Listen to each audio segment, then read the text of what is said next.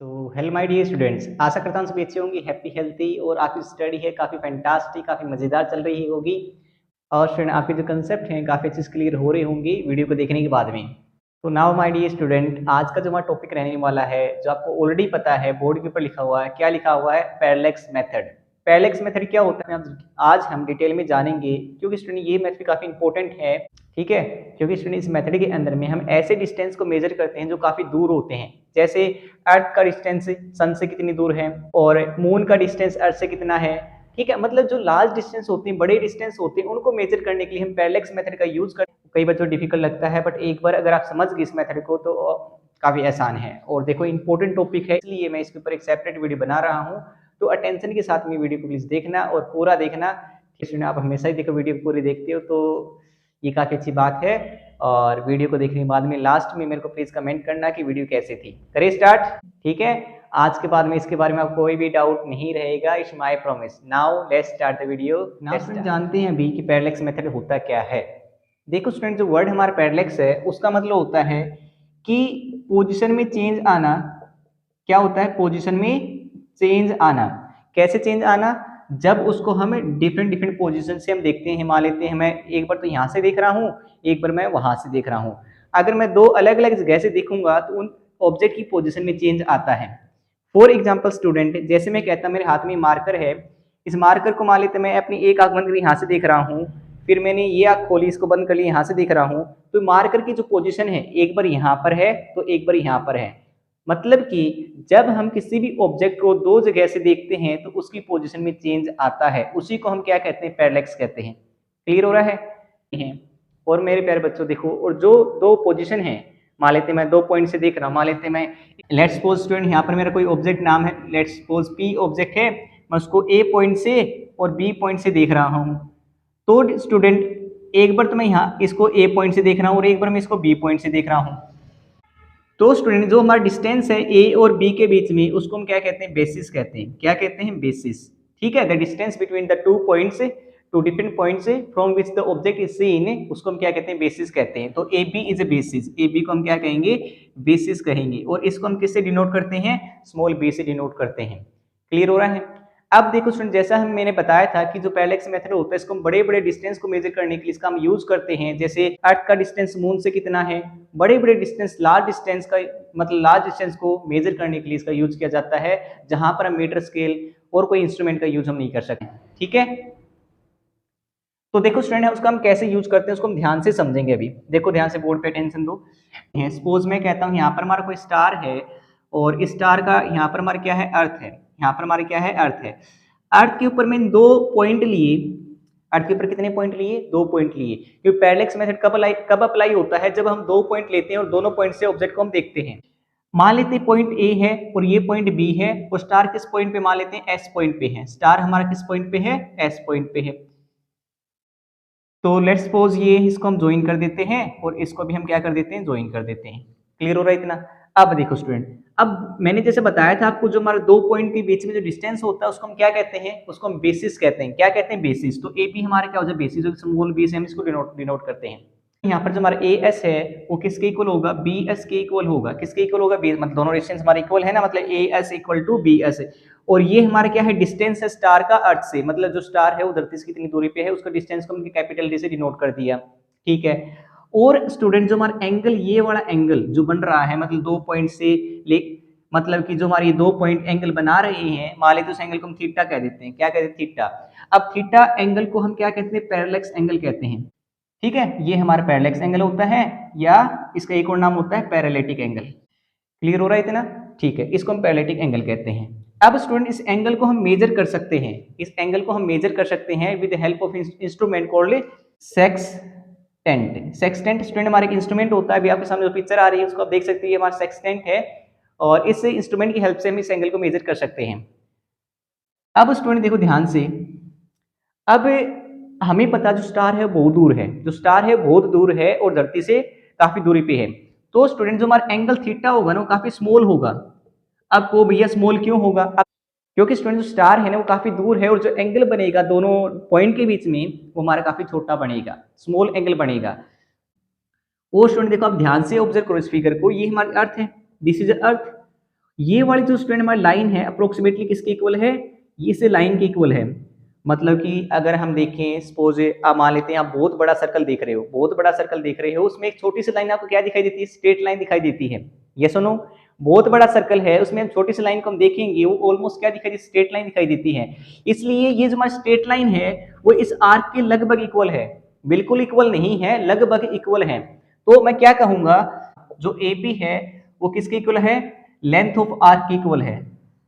ठीक है, अब देखो स्टूडेंट, अब जो स्टूडेंट हमारा डी है वो रेडियस की तरह काम करेगा। जो हमारा डिस्टेंस हम फाइंड करना चाहते हैं डी, वो हमारा किसकी तरह काम करेगा, रेडियस की तरह काम करेगा। क्यों करेगा, क्योंकि स्टूडेंट मैंने अभी आपको क्या बताया, जो बी है हमारा वो क्या है, हमारा आर की तरह काम कर रहा है। मतलब कि अगर हम बड़े, अगर स्टूडेंट हमारा सर्कल बहुत बड़ा सर्कल है तो उसको अगर उसके हम छोटा सा हिस्सा देखें तो हमें स्ट्रेट लाइन दिखाई देता है। इसी प्रकार स्टूडेंट हम ए बी को क्या मान सकते हैं, ए बी को हम आर्क मान सकते हैं सर्कल की। अगर ए बी हमारी आर्क है सर्कल की तो डी हमारा क्या होगा, डी हमारी रेडियस होगी। मतलब ये आर्क है ऐसे करके, मतलब ये ऐसे करके आर्क है और ये हमारी पूरी क्या होगी, फिर ये पूरा सर्कल बनेगा। मतलब बना के दिखा देता हूँ सपोज स्टूडेंट, जैसे मैं कहता हूँ ये हमारा पूरा ऐसे करके क्या बनेगा, सर्कल बनेगा। ठीक है, और इस सर्कल का ये वाला पार्ट क्या किसकी तरह काम कर रहा है, रेडियस की तरह काम कर रहा है। ये this is a radius, D हमारी क्या है, रेडियस, डायमीटर नहीं है, क्या है, रेडियस है, रेडियस ऑफ द सर्कल। ठीक है, ये हमारा रेडियस है। अब स्टूडेंट देखो पैरेलल कर्व भैया कितना कॉम्प्लेक्स बना दिया आपने, कुछ भी नहीं किया स्टूडेंट, मैंने क्या किया, दो पॉइंट लिए हैं ऑब्जर्वेशन। ठीक है, इन पॉइंट से हम क्या कर रहे हैं, हमारे स्टार को हम देख रहे हैं। एक बार इस पॉइंट से देखा यहाँ पर है, एक बार इस पॉइंट से देखा यहाँ पर है। यहाँ पर स्टूडेंट हमारा एक एंगल थीटा बन रहा है जिसको हम क्या कहते हैं, पैरेलैक्स एंगल कहते हैं या पैरेलैटिक एंगल कहते हैं। ठीक है, और फिर मैंने क्या कहा, ए बी हमारी आर्क की तरह काम करेगी। ठीक, अगर ए बी हमारी आर्क है तो डी हमारा क्या होगा, रेडियस होगी सर्कल की। इतना ही बताया अभी तक। ठीक है, अब देखो, अब स्टूडेंट हमें पता है थीटा किसके इक्वल होता है, length of arc divide by radius, length of arc divide by radius. ठीक है, यहां पर लेंथ ऑफ आर्क हमारी क्या है, ए बी है, और ए बी किसके इक्वल है, बी के। तो यहां पर मैं लिख सकता हूं A B divide by A S लिख दो या बी एस लिख दो, बात बराबर है, ये बी बटा डी हो जाएगा। ठीक है, तो थीटा इक्वल टू बी बटा डी और डी इक्वल टू बी बटा थीटा। अब स्टूडेंट ये जो हमारा फॉर्मूला बना है that is D equal to B बटा theta, that is very very important. यहाँ पर नोट डाल के लिख लो प्लीज। जो डी होता है वो क्या होता है, बी बटा थीटा होता है। बी हमारा क्या है, बी हमारा लेंथ ऑफ आर्क है।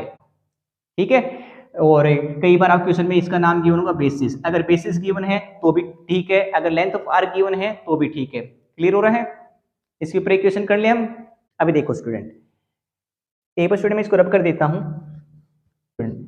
क्वेश्चन हमारा किस प्रकार बन सकता है, जैसे मैं कहता हूं कि हमारा मून है, क्या है हमारे पास, मून है, मान लेते हैं यहाँ पर मून है, यहाँ पर हमारी क्या है, अर्थ है। ठीक है, ये हमारी अर्थ है। यहाँ पर मैंने दो पॉइंट लिए स्टूडेंट, ए और बी। इससे मैंने यहाँ पर मून को एक पहले तो इस पॉइंट से देखा और बाद में मैंने मून को इस पॉइंट से ऑब्जर्व किया। ठीक है, और यहाँ पर एंगल कितना बन रहा है, थीटा बन रहा है। मान लेते स्टूडेंट थीटा को मान लेते 2 डिग्री, कितना मान लिया, 2 डिग्री, मतलब काफी ज्यादा मान लिया मैंने। वैसे क्योंकि जो बड़े डिस्टेंस होते हैं वहां पर एंगल बहुत छोटा बनता है, 1 डिग्री मतलब half degree, near by that बनता है। ठीक है, तो मैंने आपके कन्वीनियंट के लिए यहाँ पर मैंने 2 डिग्री एंगल ले लिया। और मान लेते हैं कि हमारे पास जो डायमीटर है अर्थ का वो कितना गिवन है, 6.4 इंटू 10⁻⁴ मीटर हमारा डायमीटर है अर्थ का, ये हमें गिवन है। ठीक है, ये स्मॉल डी है स्टूडेंट हमारा, ये डायमीटर है हमारी अर्थ का, दैट इज द, जो किसके इक्वल होगा, यहाँ पर बी के इक्वल होगा। ठीक है, और स्टूडेंट देखो एक बात और बताता हूँ आपको, जो थीटा होता है ना हमेशा, वो हमेशा रेडियन में होता है। ये बात प्लीज स्टूडेंट माइंड में रखना, जो हमारा एंगल होता है theta, that is always in radian. ठीक है, रेडियन क्या होती है, एंगल की यूनिट होती है, प्लेन एंगल की यूनिट होती है रेडियन, तो एंगल को हम रेडियन में लेंगे। सो 2 डिग्री को अगर हमें रेडियन में कन्वर्ट करना है तो उसके लिए एक फॉर्मूला होता है 180 degree equal to pi radian. ठीक है, तो 2 डिग्री किसके इक्वल हो जाएगा, pi divide by 180 multiply by 2 radian. Clear हो रहा है, और इसको हम काटेंगे तो यहाँ पर 90 आ जाएगा, that is pi divide by 90 radian आ जाएगा। तो थीटा को हमने रेडियन में कन्वर्ट कर लिया, थीटा हमारे इसके इक्वल है, डिग्री में तो इसके इक्वल है बट रेडियन में हमारे इसके इक्वल है। अब देखो स्टूडेंट, हमें फाइंड करना है ये डिस्टेंस, मतलब कि जो मून है धरती से कितनी दूरी पे है, तो उसका फॉर्मूला हमारा क्या होता है, d इक्वल टू बी बटा थीटा होता है। b की वैल्यू गिवन है, हाँ गिवन है, कितना है 6.4 इंटू 10⁻⁶।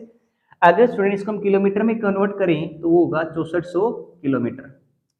तो यहाँ पर स्टूडेंट कन्वीनियंट के लिए यहाँ पर 6400 किलोमीटर ले लेते हैं, हमारी कैलकुलेशन आसान हो जाएगी। मीटर थोड़ा छोटा डिस्टेंस है, क्योंकि हम बहुत बड़ा डिस्टेंस फाइंड कर रहे हैं तो हम किलोमीटर में भी ले सकते हैं, कोई दिक्कत की बात नहीं है।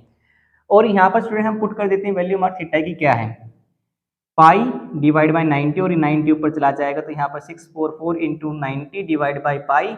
और इसको फर्दर सोल्व करेंगे स्टूडेंट, सोल्व करो फटाफट, कितना आएगा 9 4 जा 36, 9 4 जा 36 कैरी 3, 9 6 जा 54, 54 57, 10 रेज टू पावर 3।